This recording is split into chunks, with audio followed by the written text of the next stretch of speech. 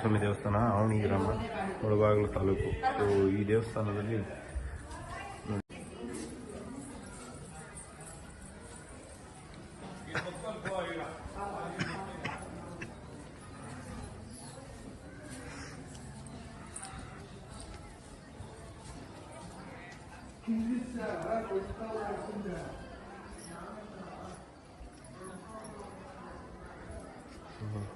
ಇದು ಸುಬ್ರಹ್ಮಣ್ಯ ಸ್ವಾಮಿ ದೇವಸ್ಥಾನ.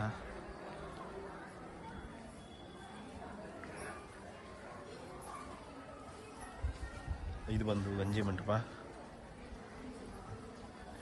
ಸೊ ಒಂದು ಶ್ರೀರಾಮರು ತ್ರೇತಾಯುಗದಲ್ಲಿ ಸ್ಥಾಪಿಸಿದಂಥ ಒಂದು ಲಿಂಗ ಇಲ್ಲಿದೆ. ಸೊ ಅದೇ ಶ್ರೀ ರಾಮಲಿಂಗೇಶ್ವರ. ಸೊ ನೋಡಿ ದೇವಸ್ಥಾನ ಎಲ್ಲ ಯಾವ ಥರ ಇದೆ.